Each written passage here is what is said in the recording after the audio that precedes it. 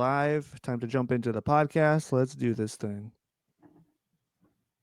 Hello and welcome to Paradise. You are listening to the Green Dudes podcast, the only podcast that matters about. I fucked that up. I'm like way off my game today. No. You were right the first time. You were right the only podcast that matters.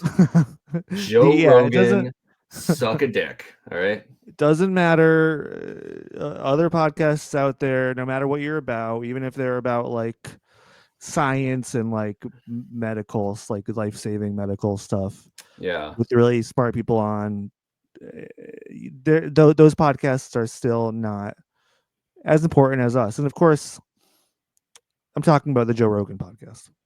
Yes, which is about medical science and Yes, life-saving procedures and strategies. correct. Anyways, welcome to Green Dudes. This is the only Green Day podcast that matters. You are here with myself. That's me, Connor Mack. I'm your host. Here with my best bud in the Green Day verse, Green Day comrade in arms, BFFFFFFFFL, and of course my dude wife for life, Mr. Connor Kelly. How's it going? It's going okay, man. It's going okay. Yeah. Just started snowing here. Okay. It's Yeah. snowing out a little bit. Yeah. We planned on talking or starting to record around 1 today. And then around, it was like 1 or 12:59, Connor texts me. He's like, I'll be on in a few minutes. Typical for this guy. Yeah. He waits until the very last second, says, I need a few more minutes, Chief. But I kind of flip a table on him. I said, dude, I'm at the grocery store right now. I'm in line checking out at the grocery store. Yeah, because you had to stock up before Yes. the big storm, before the That's blizzard hits. that's exactly it. It's going to be snowing today into tomorrow. So yeah, we had to stock up on goods. Yeah. Did you do the same, Connor? Yeah, I did go to the grocery store, got a whole bunch of stuff, got stuff to make soup, got stuff to make grilled cheese, some real comforting, hearty kind of meals. Yeah, so some winter favorites. That's right. Yep. Yeah, and I it's kind of funny because tomorrow you have tomorrow off, right, Connor? I do, yeah. For the big day tomorrow. Martin Luther King Day. That's right. Connor, I'm not talking about Martin Luther King Day. It happens every year. Because that's why I have it off. Martin Luther King Day. Every year. No, MLK. no. It's the inauguration. Oh. The presidential inauguration. Yeah. Martin Luther King will be looking down at on it and shaking his head. Yep. Rolling in his grave. He's what the fuck again? Really? You motherfuckers? Really? I mean, I probably was rolling around a little bit too for Joe Biden and oh yeah, absolutely. But he's gonna roll more. He's gonna roll a lot more, yeah. Like you imagine before, maybe it was kind of like kind of a gentle rolling, like a consistent rolling situation. Yeah, with, it's hard to say because Biden is like known to be like he's friends with like segregationists, so yeah, like I mean it might be an equal amount of rolling, to be honest. Right? But, yeah, fair point. But still, yeah. So it's a big snow day tomorrow. Yeah. We're obviously celebrating the life of Martin Luther King Jr. Watching Donald Trump be inaugurated on the television. Yeah, that's nice that those things coincide with each other. Yeah, it's kind of a fun coincidence. And the most important thing of all, Connor, is today actually really is the official day that TikTok is banned. Yes. The TikTok app. I'm not sure if people listening are familiar with it. It was banned because there's security reasons. So they say. Well, I Connor, come on, you don't trust the big boys up at top saying I don't know. They're working in our best interest. You're the one telling me that the president of the United States of America was in cahoots was bedfellows. Yeah. With segregationists. That's a good you point. Just told me that, buddy. You just told me that. It does make you think. It does make you think twice about listening to them, doesn't it? It's but no, luckily, well, okay. So first off, it made me think. So there's so much happening all at once, and to bring it back to Green Day, Connor, it's all this happens, today. It's all swirling around. Today happens to be the 1-year anniversary of Saviors. Yeah. Saviors came out 1 year ago. Wow. Today, as of this recording. Amazing. Yes. And there happens to be a lyric on the opening track, TikTok and Taxes. We have talked about quite a bit. But that lyric, sadly, only a year later is obsolete. Yeah, I heard that Billy said he might just change the lyric. He's gonna pull a George Lucas. Instead, he's gonna call it Red Note in Taxes. Yeah, Red Note in Taxes. Yeah, that's all the rage, obviously. But no, I mean, this was all that I was planning just to bring this up, but everything changed because luckily our incoming president swept in and he saved the day. And actually, I just opened up TikTok. It's been reinstated. You can go on TikTok again. It's back. It's true. No. It's true. Yeah. Come on. I know. But luckily, this new guy doesn't play around, Yeah. Daddy's home. Daddy's home, as they say. That's some sick fucks out there are saying that without Did you see that song? Irony. Yeah, with Roseanne. Roseanne. Okay, guys, we know this is not a political podcast, but we have to, because Connor and I are big fans. We're big fans of Roseanne, right, and John Goodman. Right. Yes. And they went different paths over the years. But Roseanne, actually, she just made her rap debut the other day. The song, I think it's called Daddy's Home, right? Yeah, I think it is. With this guy, Tom McDonald, who's this conservative rapper. Yeah. Who, I don't know if I've ever mentioned this to you before, but one of my friends showed me this guy a few years ago. And I thought I was being pranked. Like, you don't think this is good, right? Right. You're like, this is what you're showing me right now. Yeah. God, if you take self-care seriously at all, do not look this up. Yeah. Do not.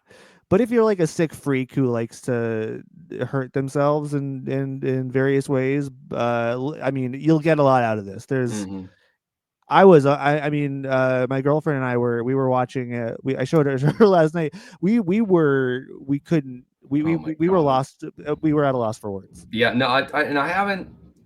I mean, I have not sat down and watched it, but it's kind of unavoidable, like scrolling through social media. Oh, I watched the whole thing. Yeah, so I've seen bits of it, and God, yeah, no, it's just horrible, that it exists, that it's out there in the world. Yeah, we're heading into a new strange land. Yeah. Anyways, great Green Day song, great Green Day reference. Yeah. Yes. Strange days are here to stay. You know what I am wondering on the Trump topic, Connor? Yeah.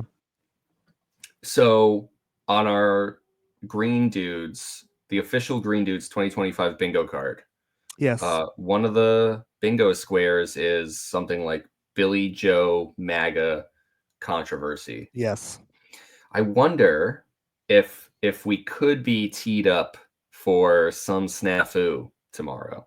Could it be that, Billy might have something to say on the matter? Yeah, I was thinking the same thing. So there's two. So about a week ago or something, Billy posted that he's taking a break from Instagram. Okay. And people were like, "Oh yeah, the inauguration's coming up. He probably doesn't want to feel compelled to fly off the handle and speak his mind and get in trouble or whatever." Yeah. But he actually just recently reactivated it and has been posting. So I think we could get something from him. So we'll just have to wait and see. They're playing. I think they're playing in South Africa.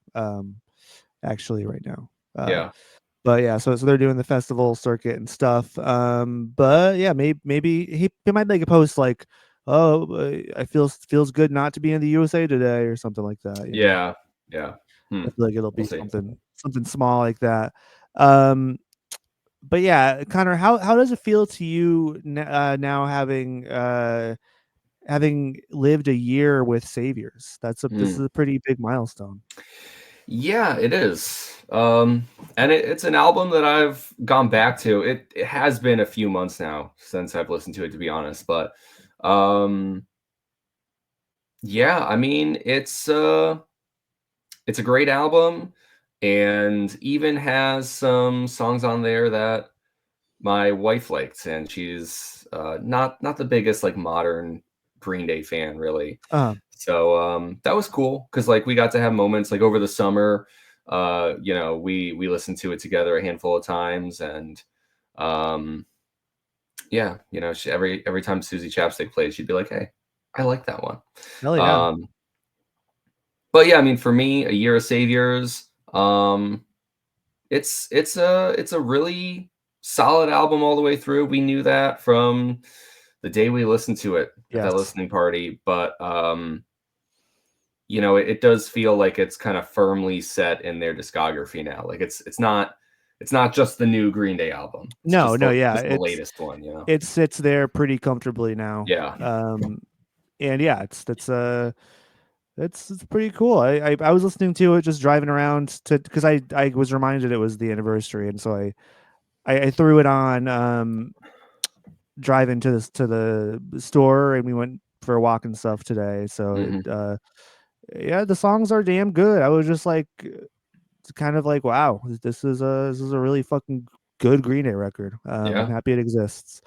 Um, the other thing that is kind of a funny story here is I was also listening to the song that I thought we were going to be talking about today Mm-hmm. on on my drive. I thought I went the whole day thinking that today on the podcast we were talking about Sassafras Roots, Yeah. and I'm remembering now that at the end of the last episode, I went through the track list and was like, oh wow, we have She next. That's right. And it didn't stick. It did, for some reason I thought we had Sassafras Roots before She. Hmm. Then when Connor and I we got on the stream together here, Connor's like, no, I think we're talking about She. Why are you queuing up Sassafras Roots? Like, Yeah. oh fucking shit. Yep. So I did all my research, and folks, I put in a lot of work. I really I put in a lot of work doing research for the show, and so luckily Connor helped me out at the last minute. We did some dual research at the very last minute before we jumped in and started recording today. Yeah. So, for that I am thankful. Yeah. No, we got to figure it out. I think it's going to be just fine. You Yeah, know? it should be, right? I mean, we're professionals at this point. We're professional. I mean, come on. How many times have we listened to She? You know, a Well, that's lot. the thing. That is the thing. If it was a different song, then I might be a little bit worried. But She, as I mentioned last week, that this is one of the big boys. This is one of the heavy hitters here. You know, Feels like you've said that before. it does, and I think I have for quite a few of these songs on For a this number of album. songs. Yeah. For a number Yep. of songs on this album, But it's true. it continues to be true. Yeah, so I don't know. I mean, I think we can just probably jump into it, maybe. Yeah, I do feel ready to jump into it. I did Yeah, want to mention one other thing that I'm sure you saw, but yeah. so what? Green Day is going to be playing a benefit concert for Oh, yes, the fires in California, yes, yeah. in LA. So yeah, obviously, one thing we didn't cover on the podcast is there's devastating LA wildfires. which are legitimately tragic and terrible and awful, and I'm just trying really hard not to make a Dirty Rotten Bastards reference. Yeah, right. Because that would be crass, to be frank. So I won't. But it also would be apt because we yes, we are a Green Day podcast, and that's true. California is burning, but we're not really going there. It's just, I mean, to be fair, K-Rock, the famous radio station out of LA, they did like a firefighter or disaster rescue montage with Last Night on Earth in the background in the song, If I Lose Everything in the Fire. That's a line of the song. So that was also apt. So I think I don't think it's a super insensitive, as long as we reference how terrible this tragedy is. And how, of course, we said our piece. We won't make light of it, of course. Yeah, but no, yeah. So Green Day, along with a bunch of other artists. Let's actually look up this roster quick, because it's stacked, isn't it? Stacked. Yeah. Yeah, they're doing a fire benefit show. I think it's on the 30th. And it is let's see. Fire Aid benefit concert in LA, January 30th, 2025. Okay, here is the whole gang who's playing this benefit. We have Billie Eilish and Phineas. Phineas is her brother, I believe. Oh, right. Yeah. Dave Matthews and John Mayer, they're playing together, I guess. Nice. Earth, Wind, and Fire. That's a little bit, I don't know. should they just be Earth, Wind? I think maybe you leave Fire at home. Fire doesn't actually have to show up for this one. Yeah, let's just do Earth and Wind. Yeah, good point. Gracie Abrams. That's Stacey Abrams' sister. What the fuck? All right. No, a lot of siblings already. Huh? Green Day. Gwen Stefani. Mm-hmm. Which I love Gwen Stefani. And Gwen Stefani's sister, right? Well, Gwen Stefani's sister, Ren Stefani. Yeah. But actually, I saw though that No Doubt is playing, but I think they're just billing it as Gwen Stefani, but it's actually No Doubt. Yeah, it's kind of fucked up. If that's the case, that is upsetting. That's not right. Jelly Roll. Love Jelly Roll. Yeah, I thought you'd be a big Jelly Roll fan. Yeah. Have you heard this guy? No, I don't know what he sounds like, but I know that he's a country artist, and I know that saying that someone is a country artist in 2025 is probably more accurate to say that they're a rapper. But yeah. I mean, we live in a weird world when that's actually a correct sentence. Yeah, no, it's a bizarre. Fuck, Roseanne could show up on stage with that motherfucker. I don't know. Everybody, make a round of applause for Jelly Roll and Roseanne. Yep. Oh God. Joni Mitchell. Okay, nice. Katy Perry. Mm-hmm. That wasn't very enthusiastic. I don't like Katy Perry, so really. Yeah. Okay. Lady Gaga. Yes, there we go. Lady Gaga rules. Okay. Yeah. Yes. Lil Baby. Why'd you say it like that? Well, I mean, it's first off, it's a funny name, but then also I feel like I haven't heard about Lil Baby in a long time. I don't know when I have heard about Lil Baby. I know they were a thing, but yeah. Pink. Okay. Red Hot Chili Peppers. Nice. Yeah. The California band epitomized. Yes. Californication, baby. Yeah. Rod Stewart. Okay. Steven Stills. All right. Yep. Stevie Nicks. Nice. Sting. Very nice. Yeah, and Tate McRae. Don't know who that is. Yeah, I have no fucking idea who Tate McRae is. Yeah. But yeah, it's a pretty stacked lineup, and yeah, Green Day is performing. Tickets go on sale on the 22nd, which is Wednesday. Mm-hmm. I did have the thought, like, what if I just fucking do it? You always think that when Green Day's playing anywhere. You're like, you probably were thinking maybe I'll go to South Africa, or I did have that thought as well. Yeah, it's like why not?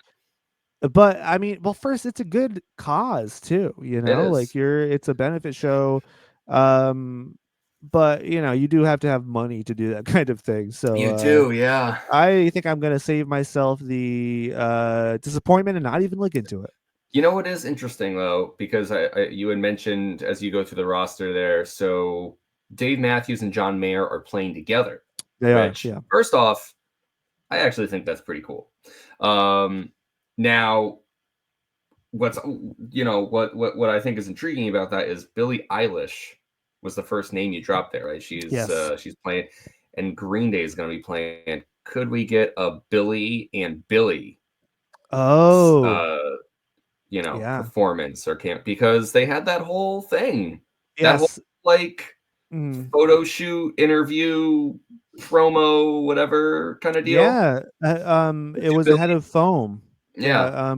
Before Foam dropped, there was like a fun Billie on Billie Rolling Stone piece. Yes. And I mean, obviously Billie Eilish is like influenced by Green Day, and Billy Joe is, he's like, oh, what a cool artist Billie Eilish is, and so there's mutual respect there. So, I mean, that would be pretty fucking cool. I would be all for that.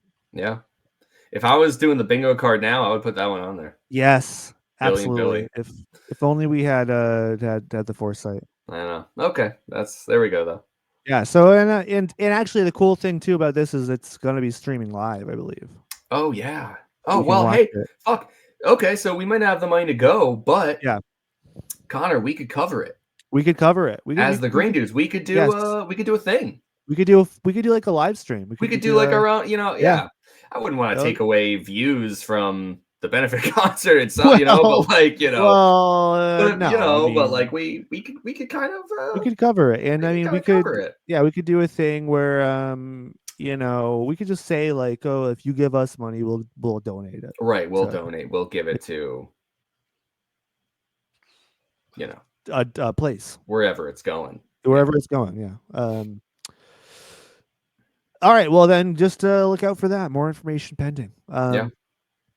All right. Anyways, Connie, ready to talk about She? I'm ready to talk. We've done our 20 minutes, our official 20 minutes of podcast bullshit. Yes. Let's talk about She. Not Sassafras Roots. That's right. We're not. That's next week. That is next week.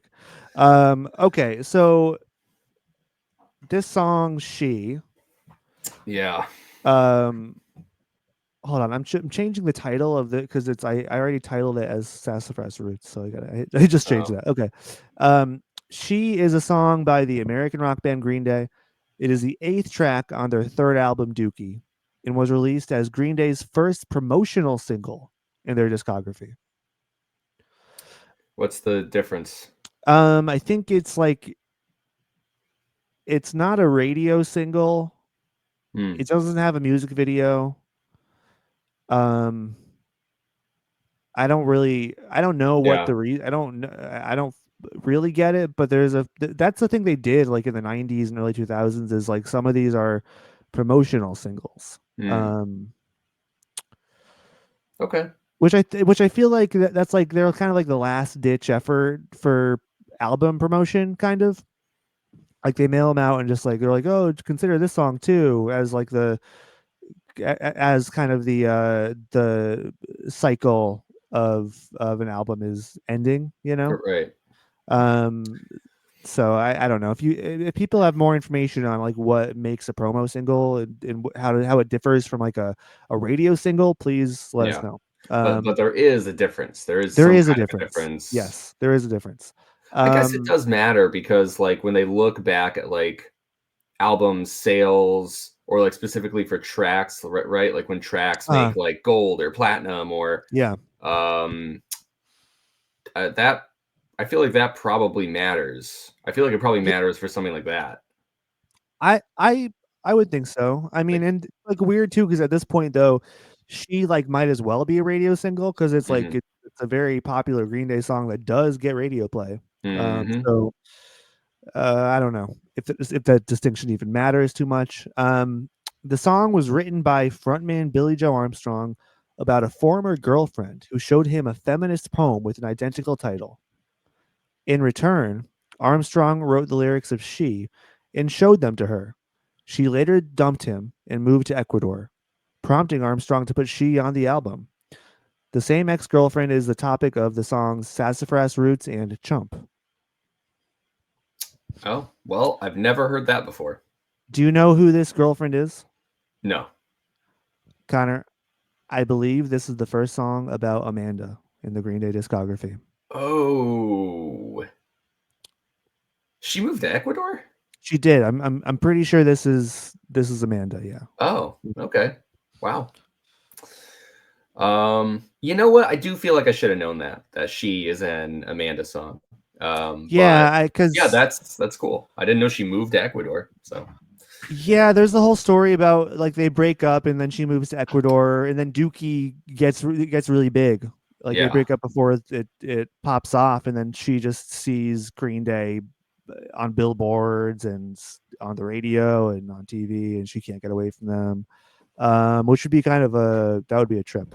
Yeah. Breaking up with somebody and then seeing their face plastered everywhere. Yeah. Yeah. You know, it is like funny to think about because obviously, in terms of like Billie's songwriting, that is influenced by or revolving around specific women in his life. You know, these are the heavy hitters, Amanda and 80. And it is kind of crazy to think about like the timeline of events because, hey, you know, we were already talked about Alla Kerplunk. We know that 80's on there. You know, they met while he's on tour and all that. And yet, like within this sequence of events, you know, it's like after meeting 80, it's like, hey, you know, then he has this relationship with Amanda, and like these things kind of intertwine and follow Billie in one way or another. Some in very real ways, and some in like you know, these very long lasting, like, you know, mental loops in a way. I think he gets stuck in like those foggy roundabouts, you know, that he writes about, you know. Yeah. Like those things are like still there and have been there. And it's really crazy to think that like this is kind of like the inception point when we're talking about the discography, not of course in Billie's life, but like in terms of it's being expressed through his songwriting. That is a big deal. It is. Yeah. I mean, this is one of Billie's muses who there is a long line of songs that stem from this very moment where, you know, you get She, Good Riddance, what's her name, Amanda, and other. I mean, I'm sure there are other songs as well at this point that has the same DNA.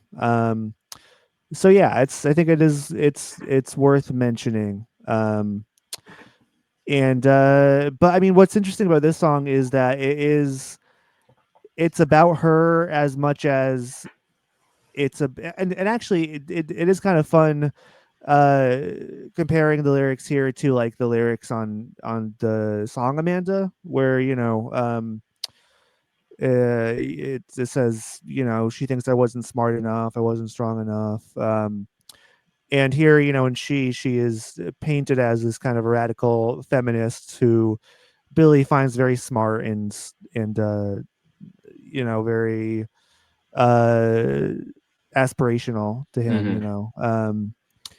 And yeah, so this is kind of where it all begins.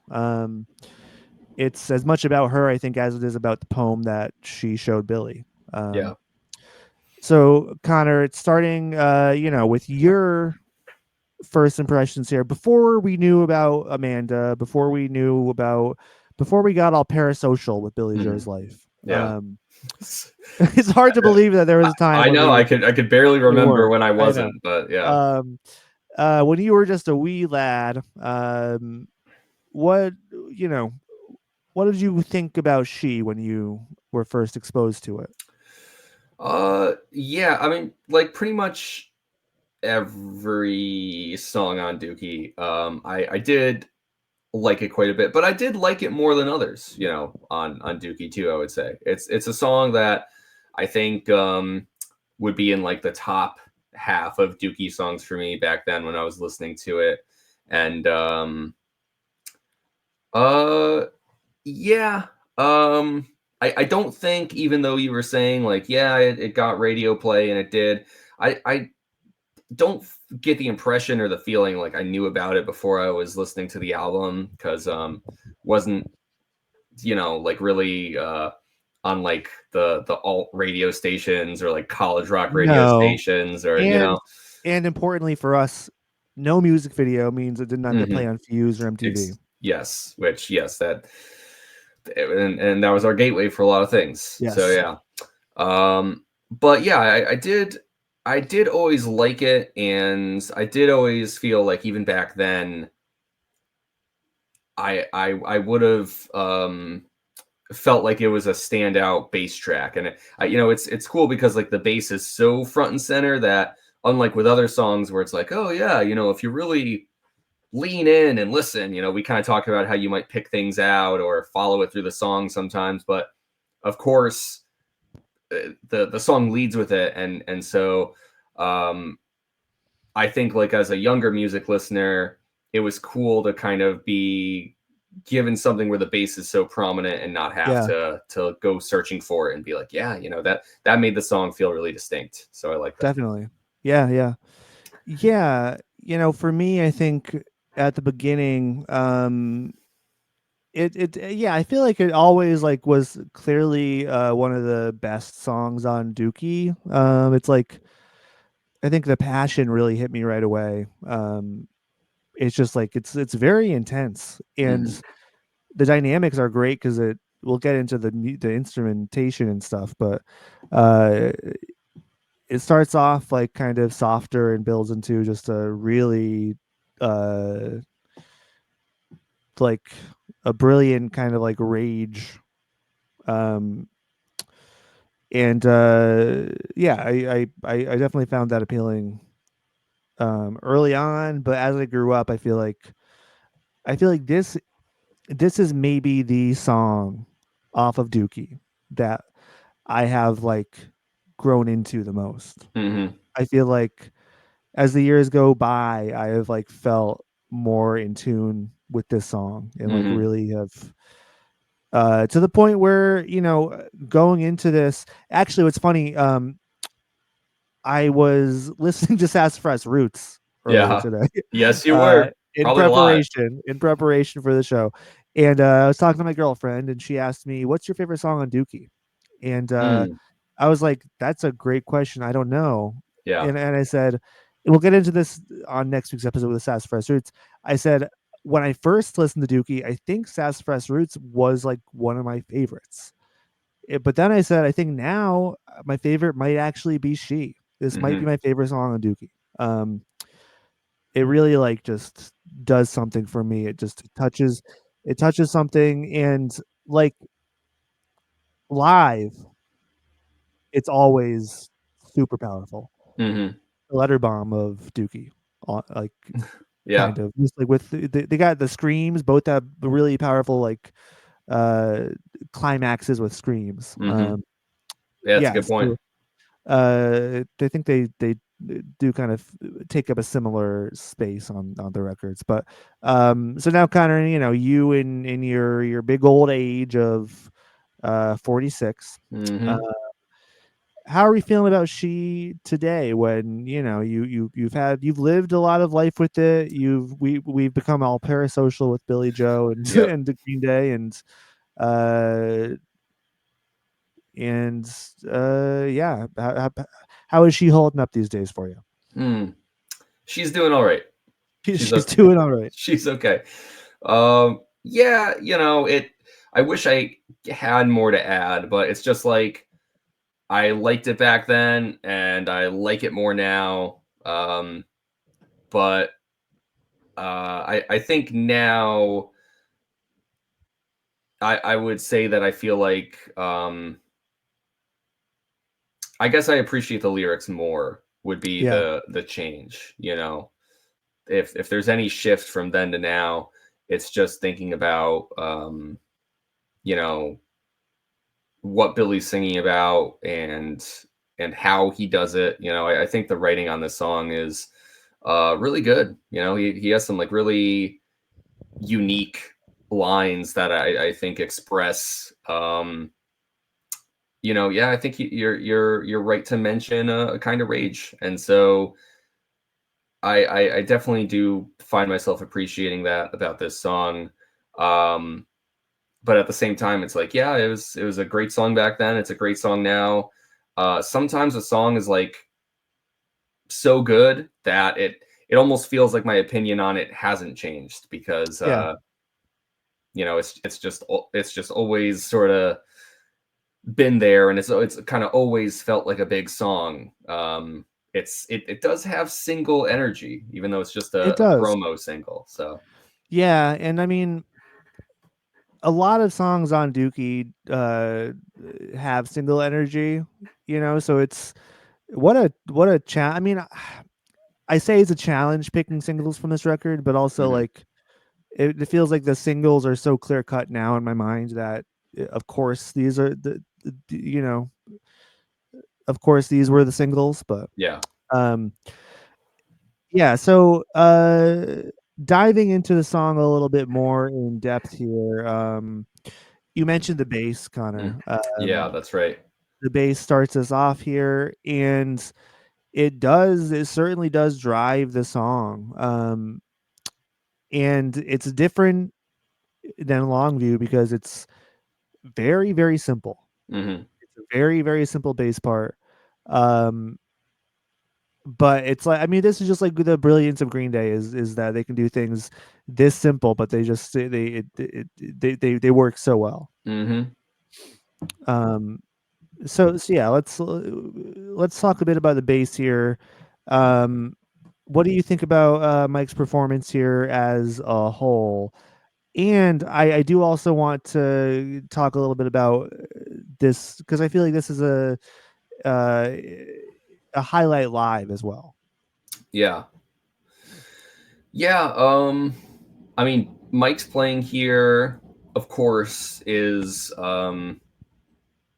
I guess we could use that word again. It's iconic. It's an iconic bass line for Green Day fans, and yeah, even just for rock fans in general. But obviously for Green Day fans, this is a big one, and you're definitely right to point out the simplicity of it. A lot of it is literally one note.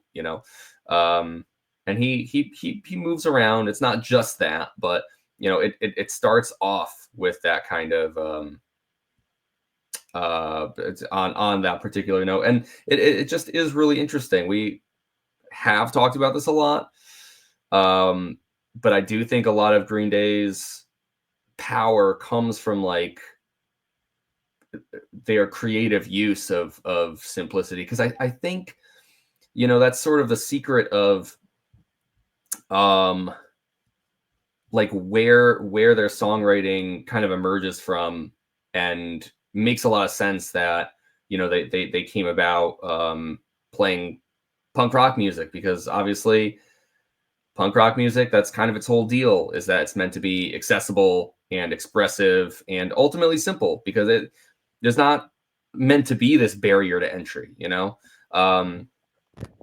and so I think that they take really great advantage of things that a lot of other musicians and artists might overlook. So I could see some other bassists, starting to play this line and essentially just write it off. But, well, we can't really do a song like this. Just start it off playing the same note over and over. Like, what the fuck, And Green Day was like, nah, we can, and it's gonna fucking rule. Yeah, and I mean, if you try to complicate it, I think it would have the opposite effect, and it would detract from the song. Yeah. So yeah, I think they definitely tapped into some simple magic there. I totally agree. And yeah, I mean, it's just again, I wanted to mention live because this is the intro to this song is one of the most fun parts live, where it's usually Mike and Trey solo on the stage, and then they get into the song. You know what song it is, and they're just kind of doing this extended, and then sometimes Billy will come out and he'll do the thing where he's like, quiet down, guys, and they Mike and Trey kind of like just start playing really soft, and then Billy starts like singing like just a bit above a whisper, and then all hell breaks loose once the chorus comes in. So that's always a highlight of their live show. And yeah, again, the drums, Connor. We can get into the drums here. That's number 2 on the list. Yeah, I was listening to this song with you just before we started recording, and I was like, damn, these are some pretty good fucking drums. They are. What do you say about Trey's performance here? Yeah, it is another great one. And I like how simple his playing starts on this.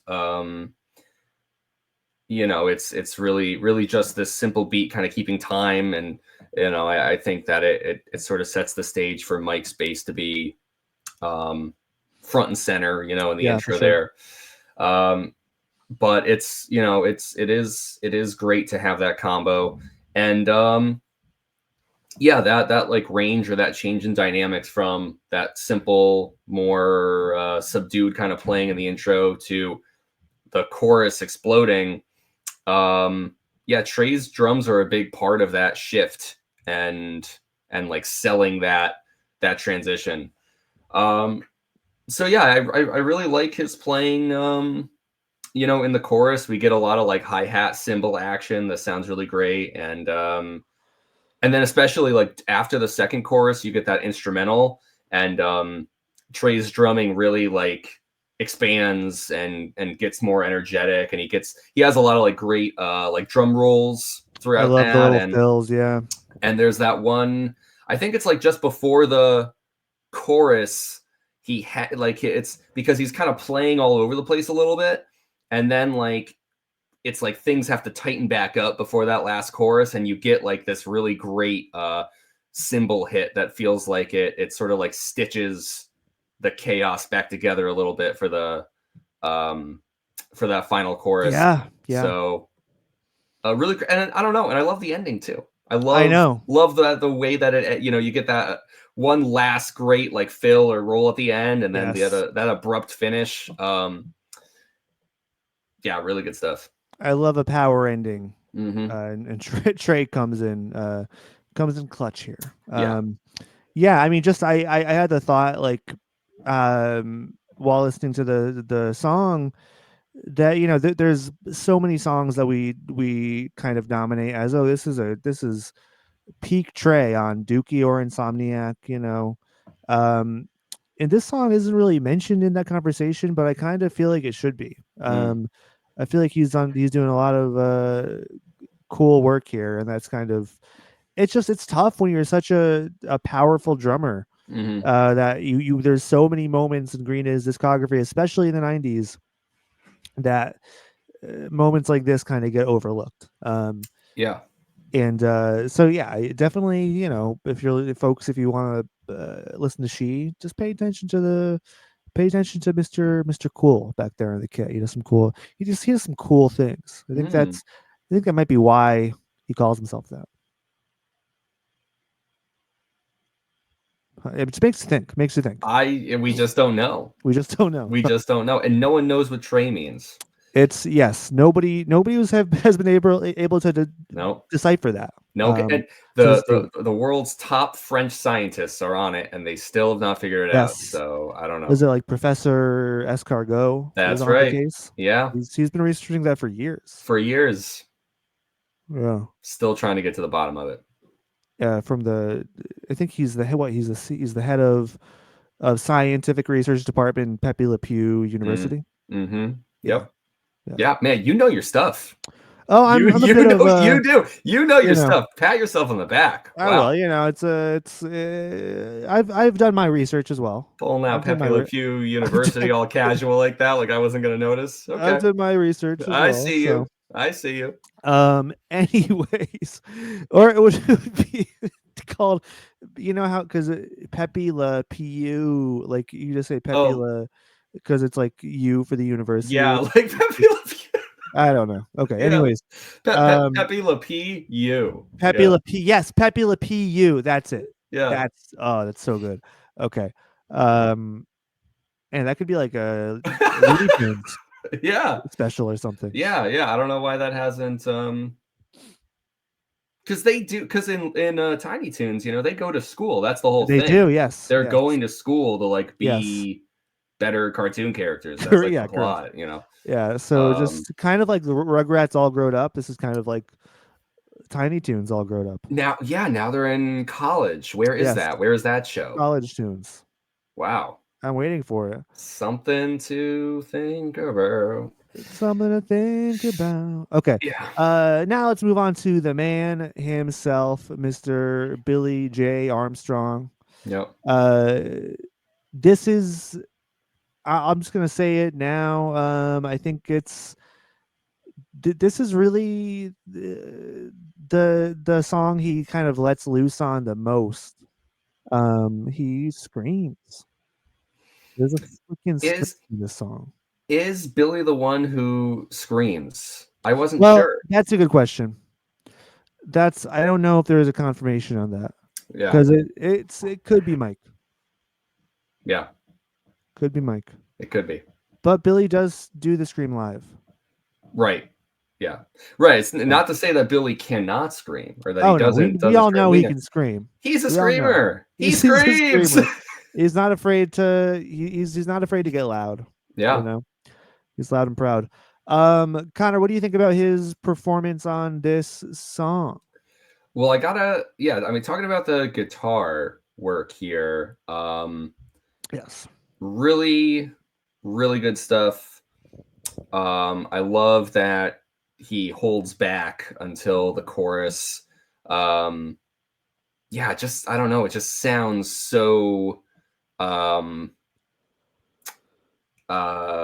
explosive, which I feel like is a word that I come back to a lot when they make that shift. But that it's like such a good technique, something that they reuse or implement in like different places all the time. But it's like, if it works, it works. And God damn it, if it don't work on She, don't work nowhere. You know what I'm saying? Yeah, absolutely.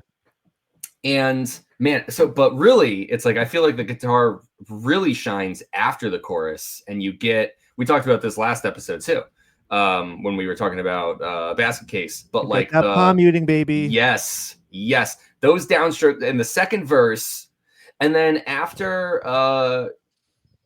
what he sings, all our doubts for someone else's point of view. He has like a little dun dun dun dun dun. Yeah. Dun. Yes. Dude, like that little like I don't know what you would call it, but like that just that slight switch up in the downstroke there, the strumming. God damn. It's just perfect, and it's just such a tiny little moment that makes the song it's very satisfying. Yes. Yeah. No, it's just excellent.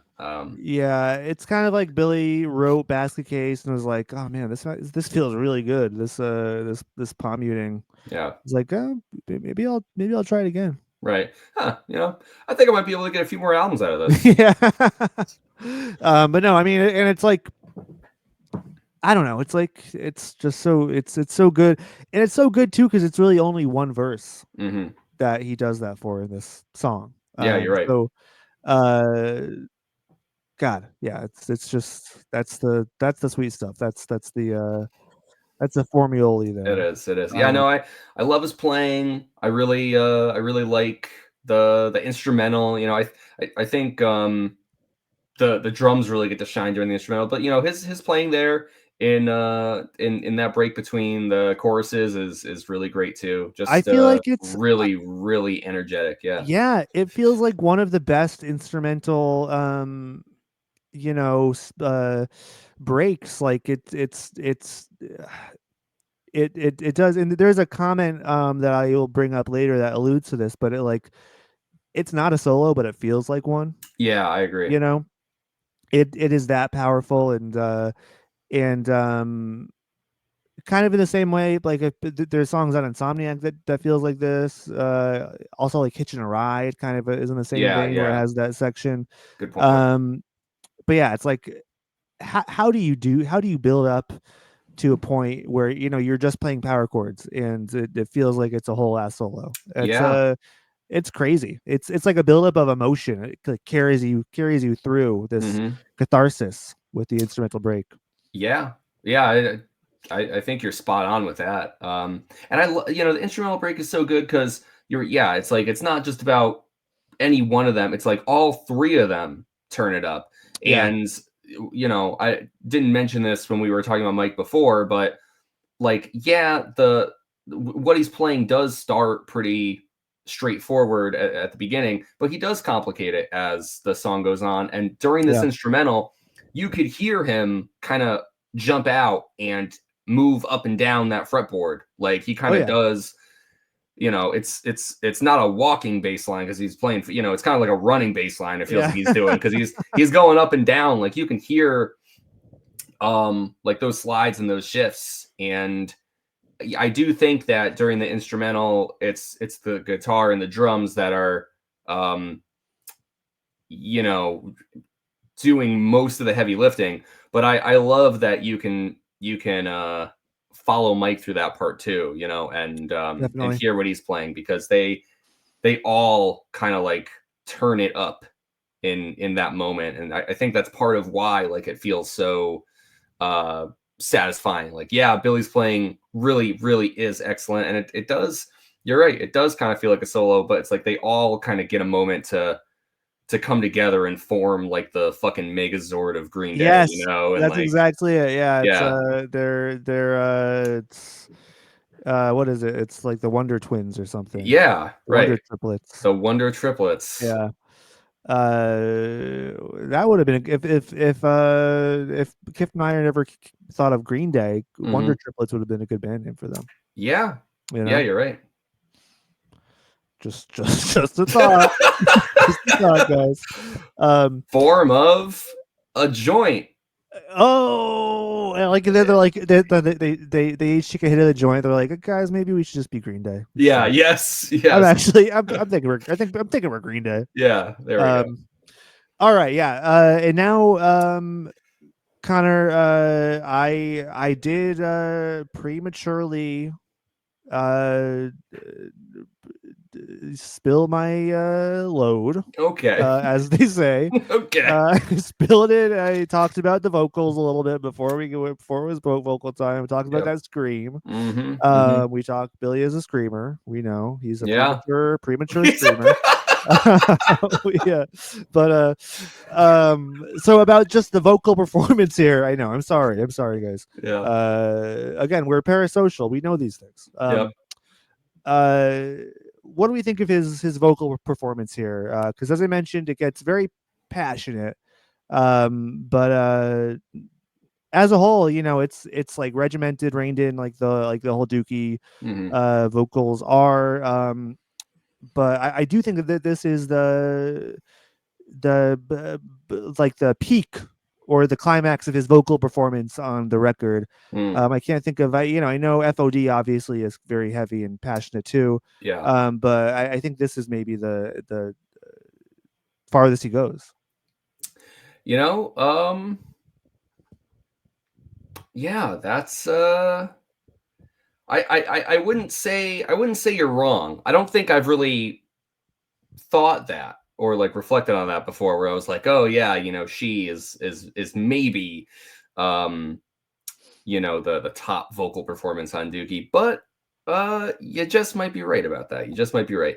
I do really love Billy singing.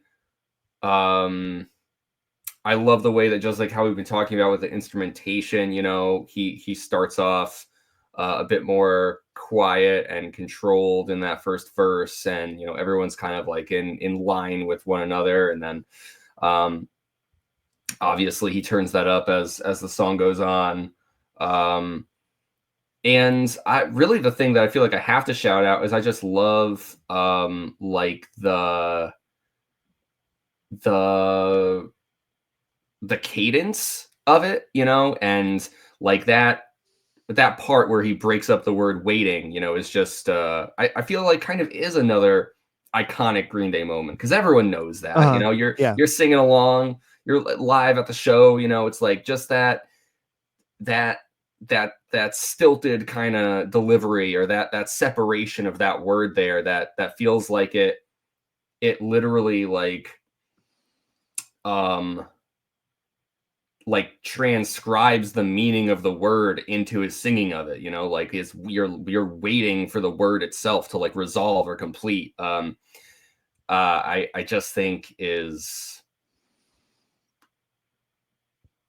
I don't know what word I'd want to use. Masterful, maybe. Yeah. Because again, it's those tiny moments that I think everything adds up to like create that idea of like, oh man, yeah, she's one of the best songs off of Dookie. She might as well be a single. She is, you know, I'm sure for many Green Day fans, being just by virtue of being on Dookie and being an excellent song on Dookie, you know, this is a song that even out of their whole discography, I think plenty of people would have in their top 10 Green Day songs. And it's all those little things that come together. And yeah, Billy's singing and that tiny little delivery there, I think is part of what makes that happen. So I hadn't even thought of that moment, but you're spot on. That's a little it's a little detail that makes all the difference, really. Mm-hmm. Connor, anything you want to talk about before we head into our first segment and discuss the lyrics? No, I think I'm ready to do that if you are. All right, let's hit us with a song. All right. Just tell me the words I might have known. The words I might have known. The words I might have known. I did a little harmony there. Yeah. Just wanted to that was point good. that out. Wanted to point that out. All right, Connor. I assume we're both on the Genius page for She. Yes. You see the single cover? You see the single cover? The promo. Oh yeah. Scrolling up. It's an old lady with a fork full of spaghetti. Green with green dots on it. Yeah.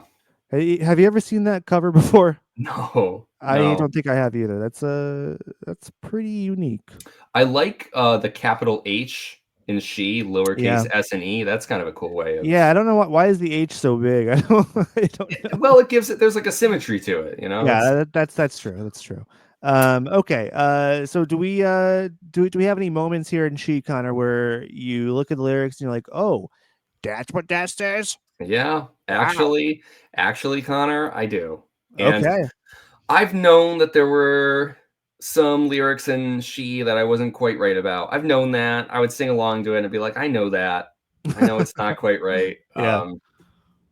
So this is another one where I don't know. Sometimes it's hard to admit shit like this, but this is what we do. You got to be vulnerable. Safe space. This is a safe space. I know. Yes, you do. So in the first verse, first line, right? She screams in silence. Got it. Okay. Now, when Billy sings a sullen rot penetrating through her mind, I had a misheard lyric here. I would sing it as something like, and like, so I lie in bed, like waiting through her mind. What the fuck? Yeah. Okay, so first off, because I think you said something different, but the line is a sullen riot penetrating. Oh, I'm sorry. A sullen riot. Yeah. Thank you. And so what did you think of what you said? Like, I lie in bed. And so I lie in bed, and then when it says like penetrating, it was something like waiting Okay, like WAD. I like like wading through water or through something. her. So I lie in bed wading through her mind. Okay, hey, that's a cool lyric. Well, I knew it wasn't right. Yeah, I knew it wasn't because I could, but I didn't know what it was. I think it's kind of a cool lyric. I don't know. That's maybe I'll save that. And I have two more like tiny things. Okay. And this one's kind of funny because it's tied to a memory. I remember visiting you at your house in Connecticut. I don't know how long after you moved, or exactly when it would have been. But I remember visiting you, and I think it was during the summer. You're in your backyard, and you had that little blue boombox, you know? Mm-hmm. And you were listening to Dookie, and this song comes on. We're just outside listening to this. However old we would have been, it's 16 and 14 or something. I don't know, right? Yeah, probably. Just a guess. And you were like, "Oh, you know, I looked at the lyrics for She Again, and I didn't realize that he was saying in the chorus, 'Are you locked up in a world?'" And then here's the thing. Okay, so in my memory, I thought this is what you were. This is weird, but like what I'm trying to say is like I have a memory of you telling me the lyrics to the first line of the chorus, and my memory is wrong, and that's why my singing of the line is wrong. It must be, because you wouldn't have looked it up and got it wrong, you know. Well, I don't know, maybe, but let's hear it. Here's how I remember it, and here's how I've been singing it. Are you locked up in a world that's deep enough for you? Oh, okay. Huh. Yeah. I mean, again, that's a cool line. I don't have any memory of me ever thinking it was that. Yeah. I didn't think so. Yeah. So, but I don't. I mean, I am as fallible as anyone else, Connor. So, it's potentially it could be that I set you wrong. I set you on the wrong path. I don't think so. I really don't think so. But yeah. But it's like one of those memories where like it's like I can. It's like sort of a sensory kind of memory. Like I remember, like, because you kind of had that. I don't know what was it like that table that was like the metal table with the I don't know, in your backyard, the like little grate kind of table thing. Yeah, and I think it was like a nice sunny day, and I just remember like sitting out in your backyard listening to Dookie. And I think let's see. So I think we were probably. It probably was 16 and 14. Yeah, because I'm just trying to think of if that was the summer that 21st Century Breakdown came out, or it could have been, but who knows? Could have been any summer, but yeah, no, I'm sure we did have some kind of conversation like that. But that's that. I mean, that's fascinating. I think those are those are really funny misheard lyrics. Well, Connor, I happen to have one more. Okay. And it's a small one. In fact, I was a little mad about this one.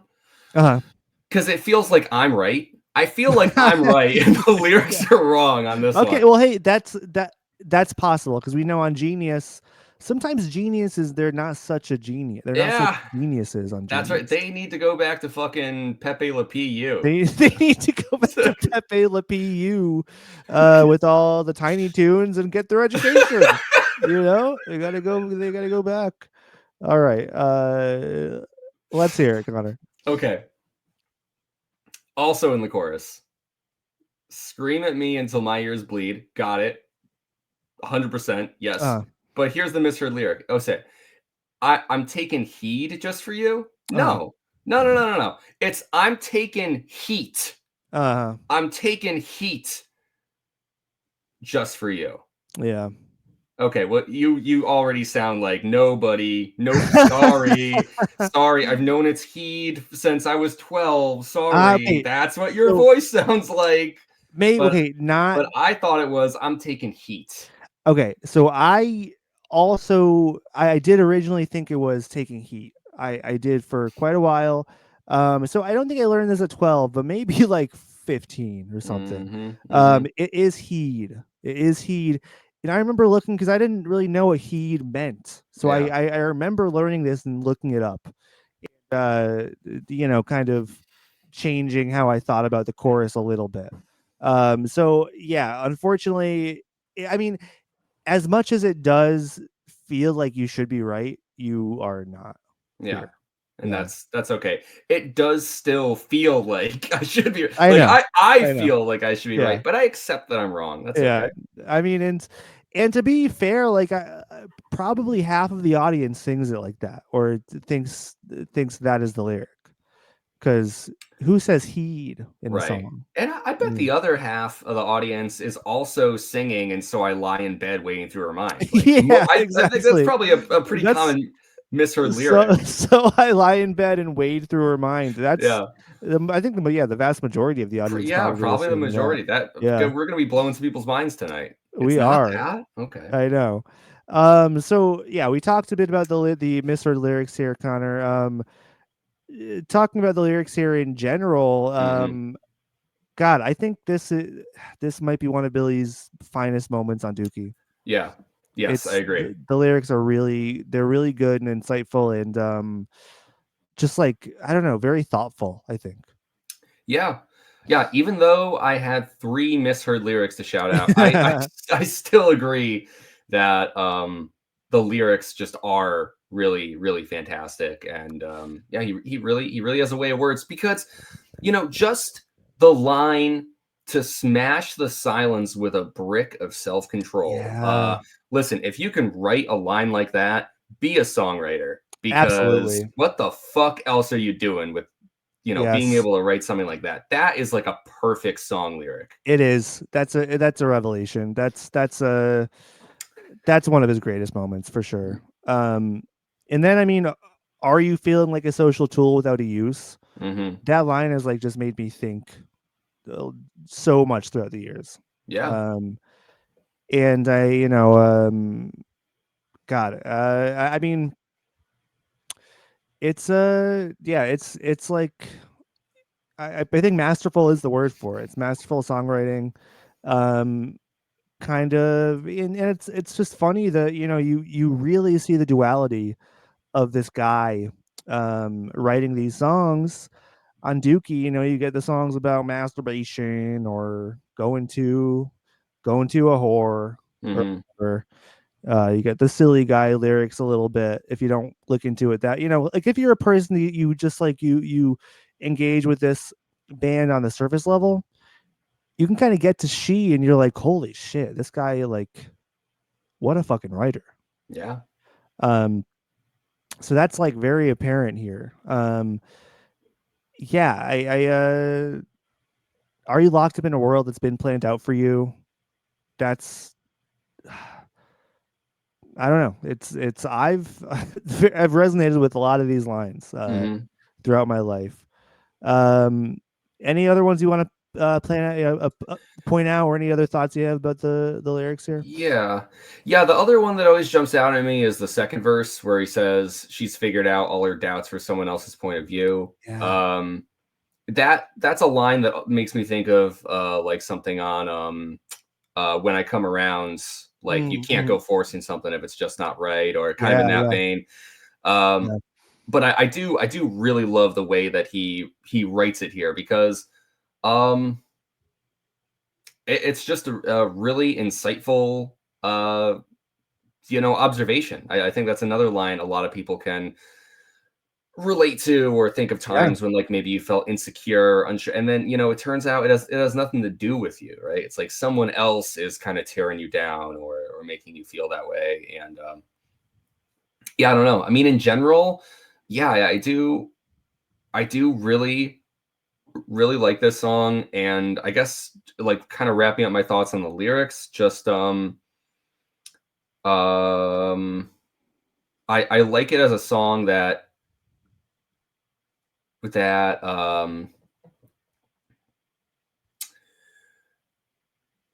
I think is like trying to get at this idea of kind of breaking free from like expectations or from systems of control. Yes. Yep. And I like that that's framed um from like the point of view of of a woman, you know, and yet like Billy's not writing from the perspective of like the titular character. Like it's, you know, she is the third person pronoun, and he's saying like, hey, scream at me until my ears bleed. Like I feel like I've always imagined it as like Billy trying to take this like more supportive and elevating role, like to center a woman a little bit, you know, where he's like, you know, like I could see how this would be inspired by a feminist poem, because it feels very much like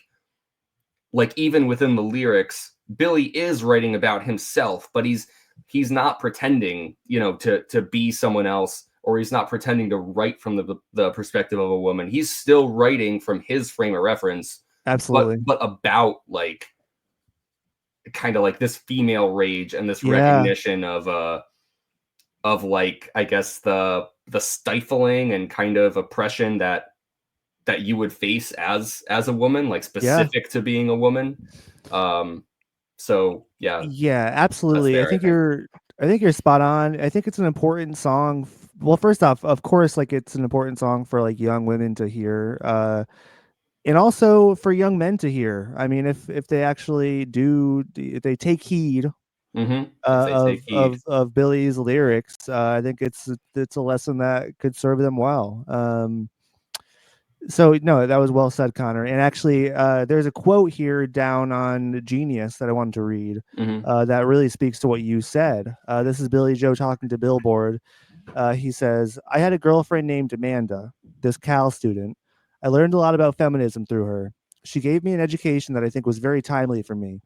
I was just a dumb kid, high school dropout. She was telling me about the way women have been objectified for so many years, and I was just listening. I wrote this as a love song to her, but it was also about learning about her activism. When it says, 'Scream at me until my ears bleed,' I was kind of going, I'm here to listen. With any kind of activism, the first thing you need to do is be a good listener. The song becomes about an understanding. That song just feels so good to sing. I'm really proud of it. It's very stripped down, simple, 3 chords. It's kind of a cult hero. It's one of those songs that wasn't a single. Billy, I beg to differ, but it had a life of its own. Those are the kind of special songs. So yeah, I think that that really speaks to what you were saying there, Connor. Yeah, and I like that he says that it was timely too, because that I feel like that is also connected to what you were saying about like how this is kind of like an extension of that same, or you know, it feels like Billy is trying to like spread that message through the music. Like this must have been pretty cool to see She blow up the way that it did, and even he's acknowledging, you know, not technically a single, right, but like, you know, that's the inspiration, and that's the message within the song. It's got to feel maybe like vindicating or good in a way to be able to like spread that further, because you know, hopefully people are listening. Of course they did. Of course people listen, you know, but you know, you're kind of pointing to like, hey, you know, I hope that young men and women are still listening, and they always will be, you know. I think so. I think so. And now for something before we dive into more segments, something a bit lighter. You know, Connor, as we were researching this, you played this video, which is it's from a famous Green Day performance that we might actually cover more in depth later on. It's an important Dookie performance. It's the live at Jaded in Chicago, where Billy Joe goes on this rant before She. And I think I want to play a little bit here. We can get our thoughts on this one. All right, here is Billy Joe in Chicago before She. Let's hear what he has to say.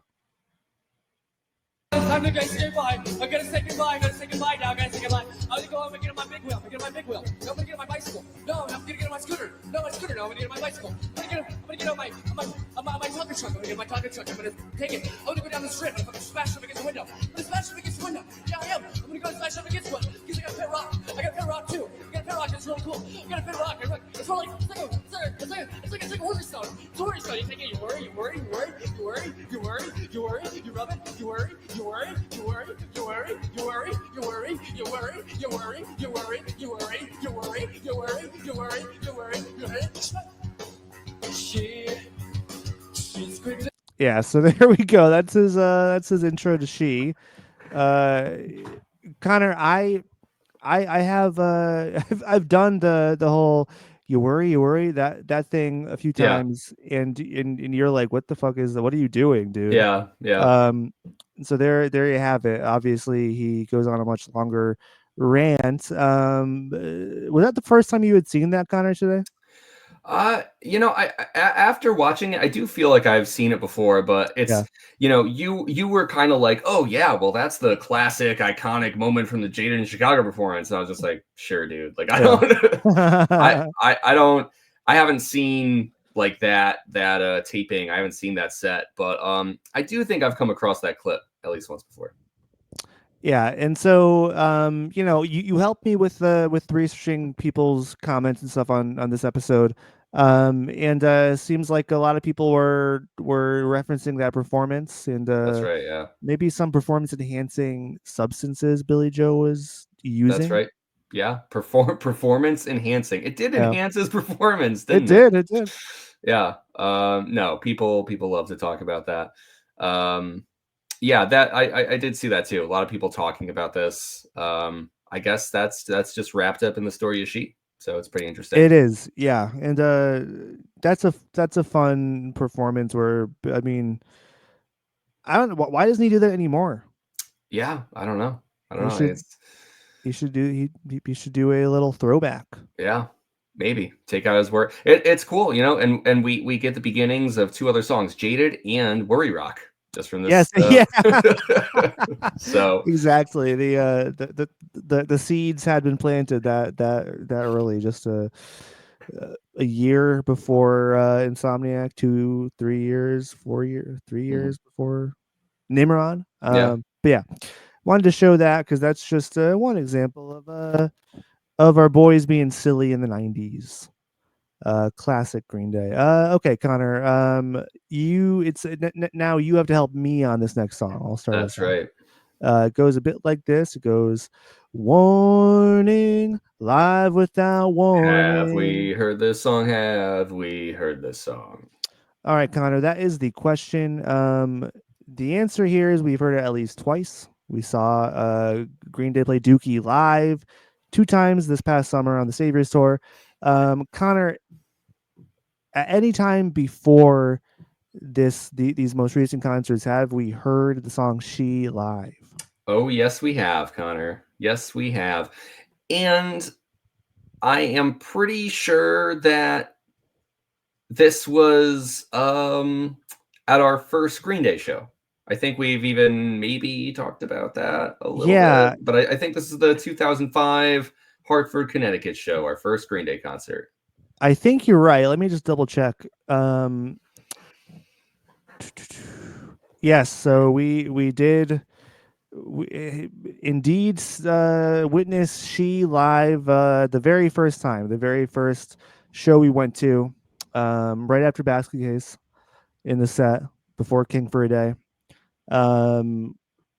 What a fucking song, what a fucking show. And of course we have heard it the majority of other shows we've been to, certainly. I think I do think that like this is one of those songs where I think there are some exceptions. I think I don't think it's every single show we've been to, even together. I think but I think the vast majority of the shows we've been to, they will pull out She. Right. Yeah, I think in general, if you're going to a Green Day concert, your odds are better than not that you'll hear She. But yes, it's not unheard of for them to play something else. Absolutely. All right, you ready to hear from the seedy underbelly of the World Wide Web? Yeah. I'm looking forward to it because I have gotten to pull some. Yes, I don't often do. But teamwork makes the dream work. Yeah. I'm excited to hear your findings. Yeah, it's fun for us to kind of switch it up sometimes. It is absolutely making lemonade out of lemons. Yeah, let's make some lemonade. Let's make some lemonade, baby. That's a reference to the #1 album of the 21st century. That's right. That's right. The best album of the 21st century or of all time. Yeah, it depends on your vantage point. Anyway, let's hear from the anti-social media. We are all right. Connor, I want to bring this up first. Okay. This is another thing I found on Genius. This is a tweet from the handle is @BillyJoe. Full name Billy Joe Armstrong. Okay. And himself. Billy says she is about a girl named Amanda. So is Sassafrat's Roots. He says he spells it SASAFRATS. Nice. Misspelled his own song. He said that title is by Mike. So Mike titled Sassafrat's Roots. And so is what's her name? Ooh, that's a good factoid. So that's the Amanda confirmation there. And just a fun misspelling of Sassafrat's Roots. Yeah, maybe that's what Mike named it, and then Billy was like, "Oh no, we gotta change it to Sassafras." Yeah, Billy. He corrected it. Yeah. That might be what happened there. Connor, what do you want to do? Do you want to go first? Do you want me to go first, or do you want to take turns? Let's take turns. Let's go back and forth. Turns. How about you start, and then I'll go next. All right, perfect. I will start us off. Let's see. So. And by the way, sorry, is it all my comments are from Reddit? Are all yours from YouTube? Mine are all from YouTube, yes. Okay, so you got the YouTube side, I got the Reddit side. Okay, yes, here we go. And now it might be confusing. Well, actually, no, never mind. I'm just saying I've got a lot of good ones for Sassafras Roots next week. Okay, well, I'll save those for next week. Try not to read any of those, all right? All right, so first off, we have Katie Kane 5247 from 4 years ago. Katie says, bought this album for my teenage daughter when it came out. My husband was pissed about it. Now I'm sharing with my teenage grandson. Husband is an ex. He lives with his mommy. Ooh, wow. Really? Yeah. Really fucking just like poured some salt in the wound. I know. A little bit. I know. Pretty brutal. That's good stuff. All right. What's Reddit saying? I'll hold your horses. Maybe I want to say something about what you just read. All right. You know what I'm going to say? What's up? Good for her. Yeah, I mean, I think Connor, it's very much in the spirit of the song. Mm-hmm. Absolutely. You know? Yeah. She broke free. Yeah. So that was going to start with. Okay.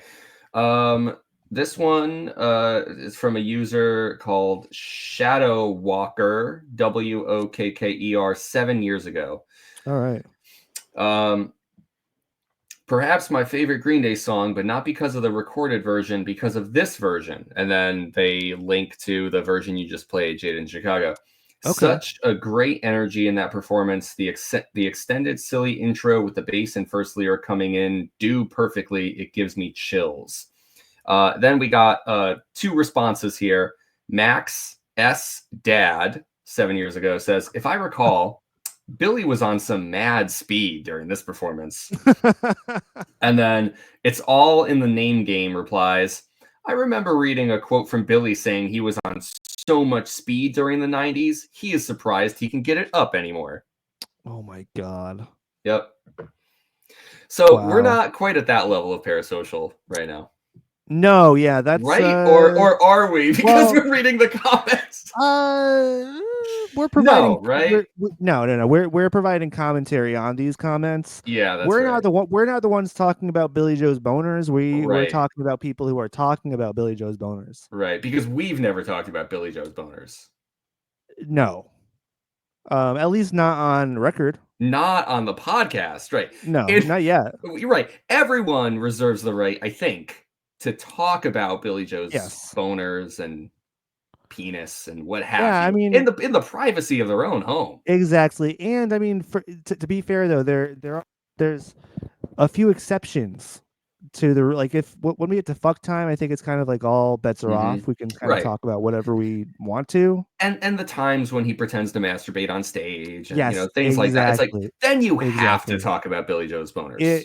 We have journalistic integrity here. We Yes. can't just not talk about the boners. But anyways, I do just think it's like this line of commenting here. It's just so funny. I talk about wading through a mind. Connor, I waded through so many comments. Just comment after comment. It's just like a fucking echo chamber of like, yeah, Billy was taking so much speed in the 90s. Oh, well, did you know that he did that because he was on so much speed? He was on speed. He was doing this because of speed. He was on so much. I'm just like, shut the fuck up. Oh my God. So fucking funny and insightful. Yeah. My question though is that second comment, Max S. Dad. Yeah. Was that maybe the husband? Is that for my comment that was pissed about it because he's like, what, you got this for our daughter? This guy is on speed. He's a drug maniac. He's a drug fiend, and that's what led to them getting divorced. That really could be. Yeah. That really could be. All right. Next up on YouTube, we have Ike Anderson. They say, I always heard the lyrics as, "Are you like a finger rub that's B banjo for you?" I shouldn't laugh. I mean, it's close. It's sitting close to home for you. I know. I know. I shouldn't laugh. I don't. Are you like a finger rub that's B banjo for you? Yeah, I don't know what that means. Are you like a finger rub that's B banjo for you? I mean, it fits. It's syllabically, which is a word, It's a great word. Go to fucking PU. They'll learn you something. But yeah, that's a bit of a reach still. Yeah. But yes, it's not just me singing the wrong lyrics to she. I feel like I've mentioned this before, but how many of these wrong lyrics are like not things people actually thought, but they're like, oh, I'm going to post a thing people will think it's funny. And it pretends to think that the lyrics were this nonsensical thing just for upvotes. That's right. That's right. Because I mean, it's how's that line gonna make? What does that mean? Are you like a finger rub that's B banjo for you? B banjo for you. I don't know. I mean, if Billy was a different kind of lyricist, I think maybe that could be a line in a song. But for Billy Joe, I think that's a little bit beyond the pale. Yeah. Okay. Here's my next one. This is from the Beard Guy of Denver 7 years ago. Ooh, nice. My mom heard this song on the radio with me when I was a kid. After it ended, she said, "That song is about his mother." Creeped me right out then. Wasn't sure why. Her comment haunts me still at 35. What? Yeah. Oh. How old was this kid? They didn't say how old they were. They just said when I was a kid. Yeah. But they still think about it at 35. Yeah. It haunts them. It haunts them. This couldn't be an exaggeration, could it? I don't think so. There's 3 responses here. Okay. Mo Baca says, "Your mom sounds awesome." Mr. Ben Benzadrine says, "Is it actually? I never knew." And then Beard Guy responds, "I have no idea, but I think she decided that the lyrics were reminiscent of her own life, and therefore he must have been singing about his own mother." Huh. I mean, as her child, as his mother's child, I think maybe he has insight into her psyche, and so maybe maybe she was kind of putting the pieces together from her own history, and oh, of course this is about his mother, right? But also, like, I don't think that it's something that should creep you out or haunt you for the rest of your life. That kind of seems extreme to me. No, that is the thing Because if this was just someone saying like, "Oh, my mom thought that this song was about Billy's mom," it'd be like, okay, no problem. Who cares, right? Yeah. That's the thing that I think is weird about it. Why is this person so affected? They're haunted by it, and it creeps them out 35 years old. Yeah. Why? Do they think the song is scary? Like, is it do they think? Well, he does I don't scream. know. Maybe he's afraid of the scream. Like, I'm wondering, what do they think the song is about? Like, do they think it's a love song? And that, like, I just don't understand why it makes them so uncomfortable. That is also my confusion. I don't know. Yeah, it makes me think that like maybe there is some history between him and his mom that he's not talking about. Maybe he has some mommy issues. Maybe. I don't know, but best of luck to you. Yeah. Here what's we the are. Guy's name? Bearded Wonder? Beard Guy of Denver. Guy of Denver. Okay. Here's where we might not be parasocial when it comes to Green Day, but we will go on the internet and find your Green Day related comments and comment on if you may or may not have lifelong issues with your mother. We will we will psychoanalyze. Yeah, but here's what if Beard Guy of Denver is listening, 7 years ago was this comment, so that means he's 42 now. I have 2 questions for you, Beard Guy of Denver. One is, are you still haunted? Yeah. What's that line in Silence of the Lambs? Like, can you still hear the lambs, Clarice? I don't know. Are you still haunted? And can you send us a message and explain? Because I feel like I'm going to be haunted by this guy's comment now, wondering what was so scary about it. Well, yeah. I mean, I'm haunted. There's many comments that haunt me to this day. And this this one will keep me up at night. That's for sure. Yeah. Okay. Next one. All right. Next up, let's see. We have good God. Connor's scrolling through like Sassafras Roots. Yeah. Fuck it, Sassafras Roots. God damn it. No. Okay, so yeah, next up we have Luke RT9BX. This is from 5 years ago. Luke says, I remember when we were like 19, the only CD my friend had at his house we partied in was this one, and it got played over and over. The debauchery that happened was incredible. LOL. There was holes through the drywall big enough to walk through. At the beginning, there was a table and chairs, but that didn't last. Haha. I pissed all over one of the guy's bed and then tried lighting it on fire. A kid had his hair lit on fire when he was passed out. There was dry blood everywhere. Wow. That is some real that's like some crust punk shit, you know. That is. Yeah. That's some real 90s punk kid energy there. So I think they understood the assignment. I mean, that was kind of like what we wished we were, I think. Right. Yeah, a little bit. Yeah. They were about that life. The thing is like we did, I think, wish that. But the funny thing is, looking back on it, is like I think we wished.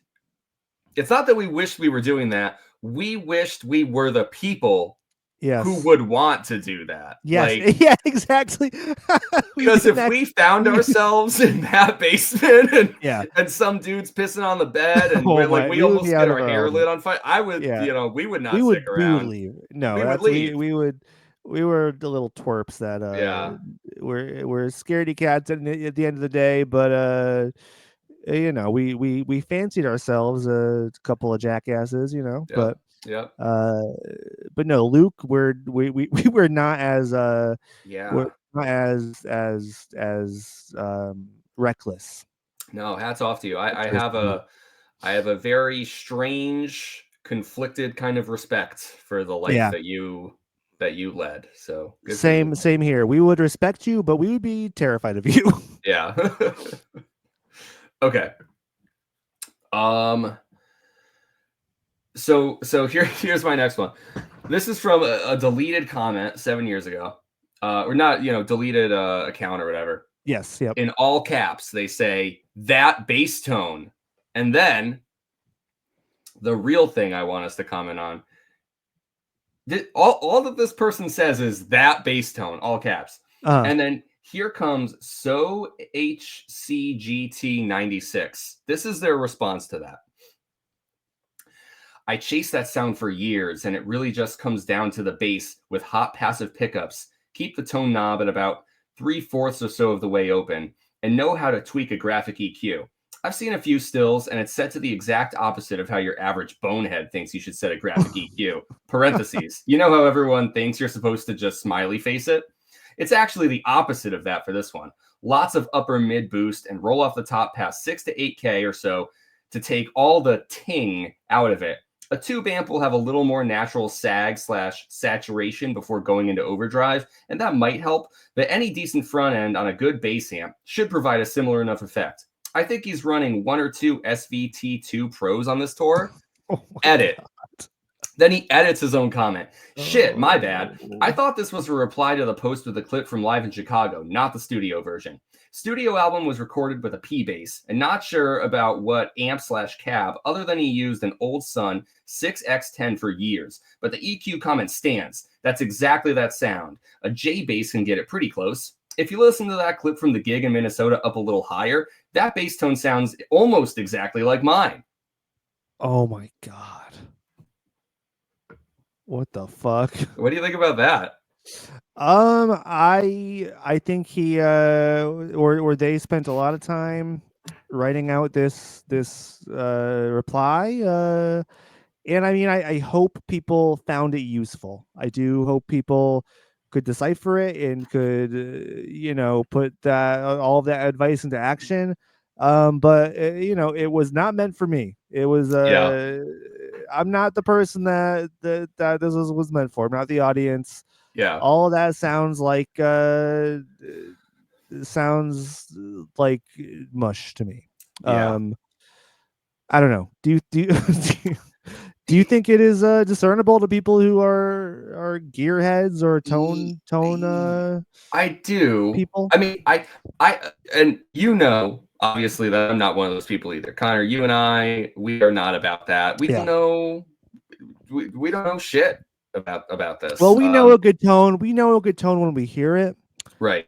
How to get there though, that's immaterial to us. That doesn't matter. Yes. It comes if it comes. Yeah. The thing that I think is funny about this is it's another conflicted respect kind of feeling I have, because I believe that to make a comment like this, you probably really do have to know what you're talking about. Yeah.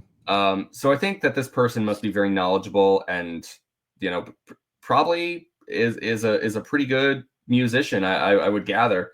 What I think is funny is that, and this is just me talking out my ass. I could be selling the man short, but I'd be surprised if Mike fucking Dirnt could tell you this.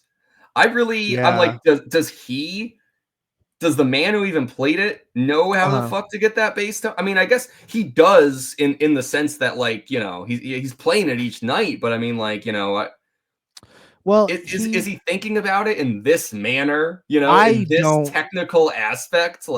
I don't think so. I think Mike has people that will think about that for him.